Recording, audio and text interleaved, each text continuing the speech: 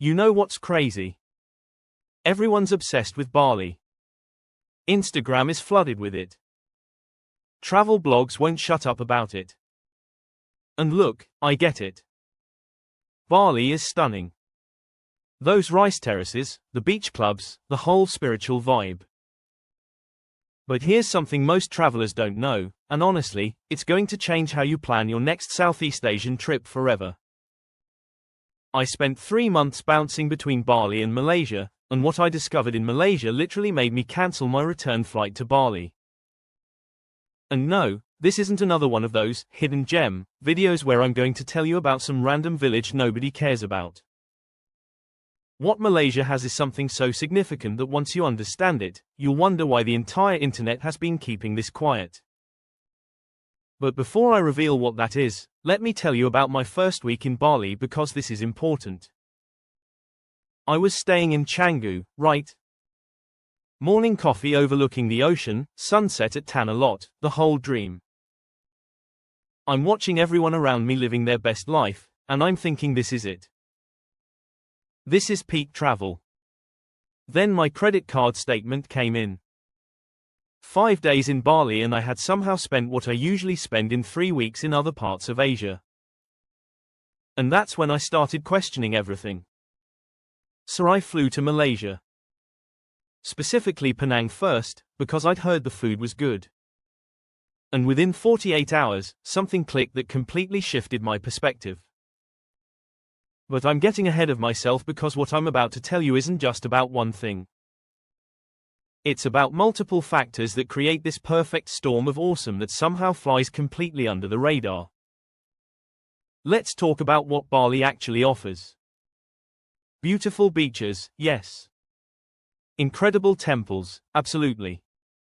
Yoga retreats, spiritual healing, artistic communities.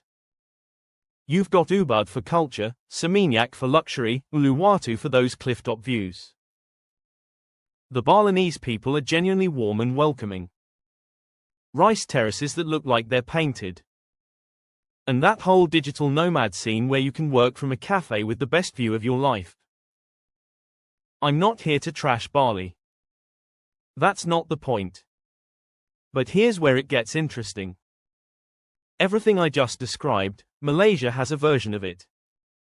And in most cases, it's not just comparable, it's actually better in ways that most travel content creators aren't talking about. And there's a specific reason why they're not talking about it, which I'll get to in a minute, but first you need to understand what makes Malaysia so different. The first thing that hit me in Penang was the food. Now I know what you're thinking. Everyone talks about Malaysian food. But listen, this is different. In Bali, you're eating good food, don't get me wrong. You've got your smoothie bowls, your trendy brunch spots, some decent Indonesian food. But in Penang alone, I'm talking about a food scene so deep, so layered, so incredibly diverse that UNESCO literally recognized it as a city of gastronomy. You've got Malay, Chinese, Indian, Peranakan, Thai influences all colliding in one place. I'm walking down a street in Georgetown and within one block, I can get char kway wai chow that's been perfected over 70 years from a hawker stall, then turn the corner for the most insane nasi kanda, then grab Indian rojak, then finish with sendal. And here's the kicker. The total cost for all of that? Less than one meal at a mid-range restaurant in Seminyak.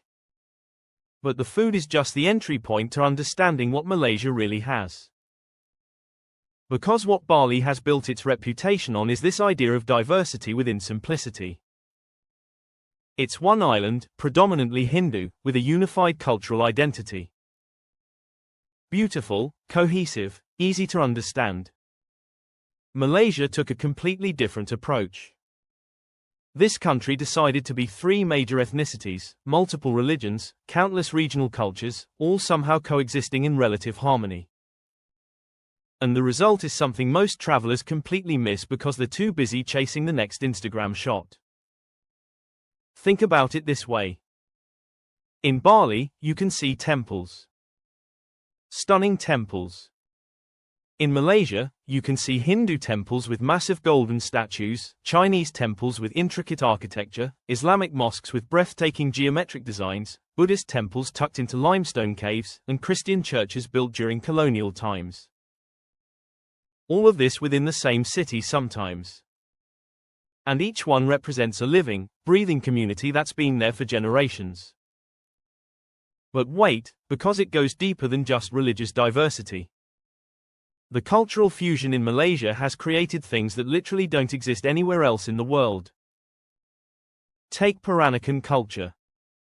This is what happens when Chinese immigrants married local Malays centuries ago and created an entirely new culture with its own language, food, fashion, and traditions.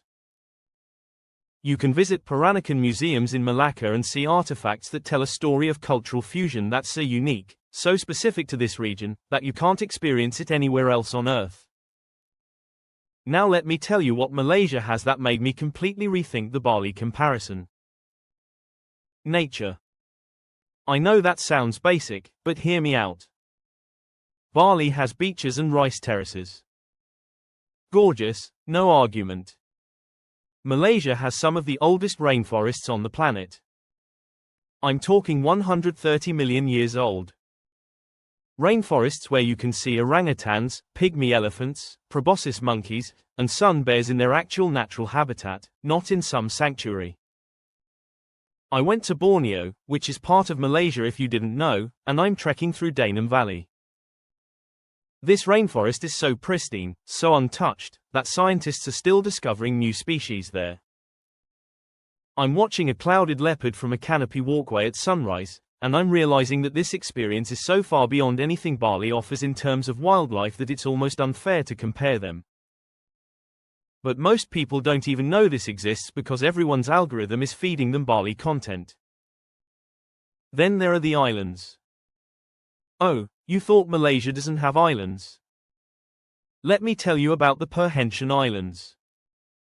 Crystal clear water, sea turtles swimming right up to you, coral reefs that are actually healthy, beaches that make Bali's look crowded and overdeveloped. Or Tioman Island, where the jungle literally meets the ocean and you can dive with whale sharks. Or Langkawi, which has beaches, rainforests, mangroves, and a cable car that takes you up a mountain for views that rival anything in Southeast Asia. And here's something wild. Remember how I mentioned my credit card statement from Bali? In Malaysia, I stayed in beautiful hotels, ate like a king, took tours, explored multiple states, and spent roughly 40% of what I spent in Bali. Not because Malaysia is cheap and cheerful budget travel.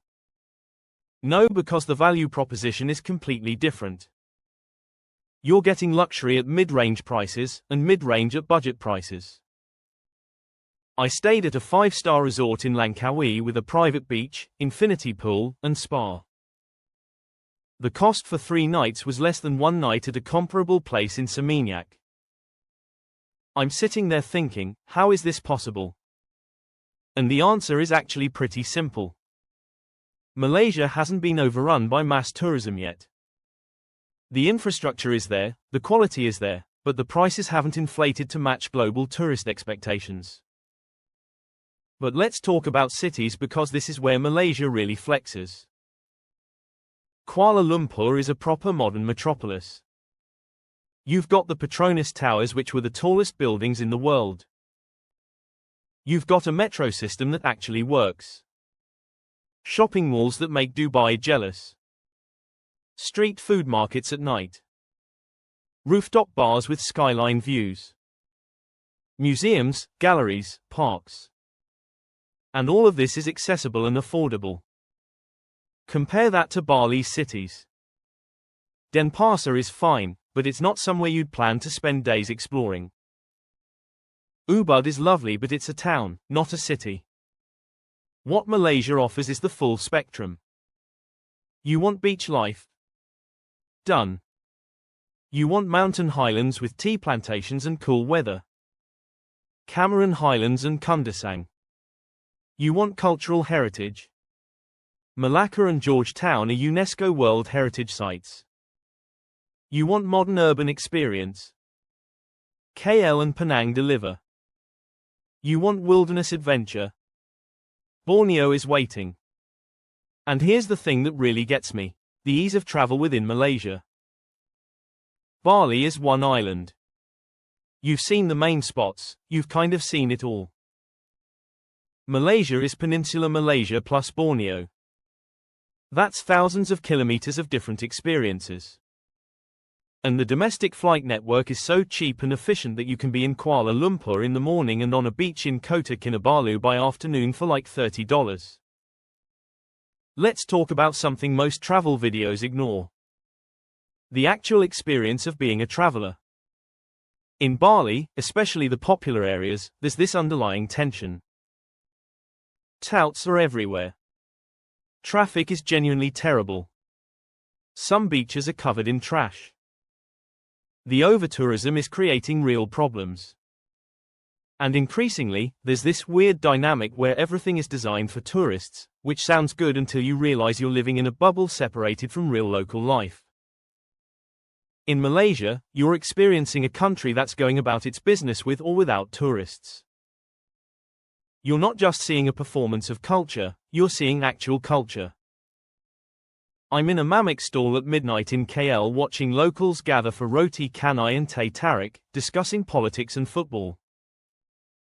I'm in a wet market in Kota Baru watching the actual daily life of a state that most tourists never visit. This isn't staged. This isn't for Instagram. This is real. And the people. Malaysians are so genuinely friendly without the transactional undertone you sometimes feel in heavily touristed places. I got lost in Georgetown trying to find a specific mural, and a random stranger not only gave me directions but walked me there, then insisted on showing me 3 other spots I should photograph. No tip expected. No tour being sold. Just genuine hospitality. Now let me address the elephant in the room. Why isn't Malaysia as famous as Bali? Why aren't your Instagram feeds flooded with Malaysian content? Part of it is marketing. Indonesia and specifically Bali have done an incredible job marketing themselves. That eat, pray, love effect is real. Bali became synonymous with spiritual awakening and finding yourself. It's got a narrative that's easy to sell. Malaysia's narrative is more complex. It's multicultural, which is harder to package into a single aesthetic. It's spread out, so it doesn't have that one iconic image like Bali's rice terraces or gates.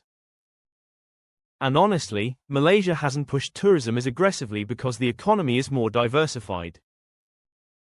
Bali relies heavily on tourism. Malaysia has tech, manufacturing, oil and gas. Tourism is important but not everything. But here's what this means for you as a traveler. You get to experience incredible places before they blow up. Before the prices skyrocket. Before every spot requires advance booking. Before the authenticity gets diluted by mass tourism. You're essentially getting to experience what Bali was like 20 years ago, but with modern infrastructure and amenities. Let me paint you a picture of what a Malaysia trip actually looks like. You land in Kuala Lumpur, spend 2 days exploring the city, eating your way through Jalan Alor, visiting the Batu Caves, checking out the Petronas Towers at night. Then you fly to Penang for 3 days of food paradise and heritage architecture. Quick flight to Langkawi for beach time, island hopping, and watching eagles soar over the ocean.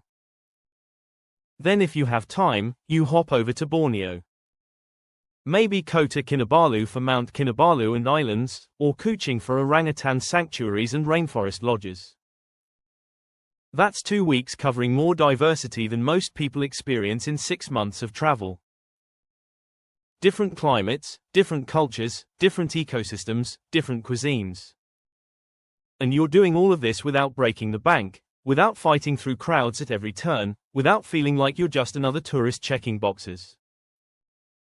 Here's something else Malaysia has that Bali simply doesn't. Seasons and highlands. The Cameron Highlands are this surreal experience where you're suddenly in cool weather, surrounded by tea plantations that look like they belong in England, strawberry farms, and misty mountains. It's Southeast Asia but not tropical. And this exists because Malaysia's geography is so varied. And the beaches. People sleep on Malaysian beaches because they assume Thailand and Indonesia have the market cornered. But places like Wara Beach in Tioman or Long Beach in Perhentian are legitimately some of the most beautiful beaches in Southeast Asia. Soft white sand, clear turquoise water, and a fraction of the crowds you'd find in Bali or Phuket. What about adventure activities? Bali's got surfing and some diving. Cool. Malaysia has world-class diving in Sipadan, which Jacques Cousteau called one of the best dive sites on Earth. You've got white water rafting in Sabah. Jungle trekking in Taman Negara. Cave exploration in Mulu. Mount Kinabalu if you want a serious climb. The variety is absurd. And infrastructure. This matters more than people think. Malaysia has excellent roads, reliable public transport in cities, affordable domestic flights, widespread English, stable internet, modern hospitals. You get all the adventure and culture without sacrificing comfort or safety. Try finding reliable Wi-Fi in rural Bali. Try navigating without a scooter. Malaysia makes it easy. So here's what Bali is amazing at. Creating a specific aesthetic and vibe that appeals to a certain type of traveler. If you want that beach club, yoga retreat, spiritual journey experience and you're willing to pay premium prices and deal with crowds, Bali delivers. It's beautiful, it works, I understand the appeal. But what Malaysia has is depth. It has layers upon layers of experience that reveal themselves slowly. It has better food, more diverse nature, richer cultural complexity, better value, less crowds, and honestly more authenticity. It doesn't scream for attention. It doesn't try to be Instagram perfect. It just quietly offers an incredible travel experience to those who bother to look. The real question is, why has this been kept so quiet? And the answer is, it hasn't been kept quiet. It's just that algorithms favor content about places people already know. Bali gets clicks because people search for Bali. So creators make Bali content. Which makes more people search for Bali. It's a cycle. Malaysia is sitting there being amazing while everyone argues about whether Canggu or Seminyak is better. Here's my challenge to you. Next time you're planning a Southeast Asian trip and Bali automatically pops into your mind, pause. Consider Malaysia. Actually research it. Look beyond the single paragraph it gets in most Southeast Asia guides. Because what you'll find is a country that offers everything Bali does and then multiplies it by 10 in terms of diversity and value. Malaysia isn't trying to be Bali. It doesn't need to be. It's doing its own thing, and that thing happens to be exceptional. The food alone justifies the trip. The nature is world-class. The culture is fascinating. The value is unbeatable. And you get to experience all of it without feeling like you're following a script written by travel influencers. So yeah, Bali is amazing. Nobody's denying that.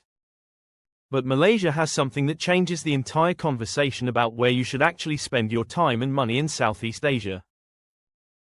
And now that you know, the question is, what are you going to do about it?